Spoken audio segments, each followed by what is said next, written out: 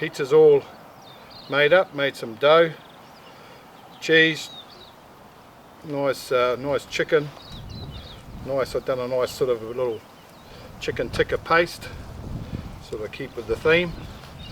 So we'll put in the oven's about 300 odd, 350, something like that. We'll put that in there. I'd say it should be ready in about 6 minutes. Lunch in 6 minutes.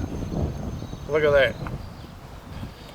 So it's been about 6 minutes and she's sizzling away. And there she is. Look at that. There's lunch. Absolutely beautiful. Very, very nice. So efficient, so fast. Beautiful.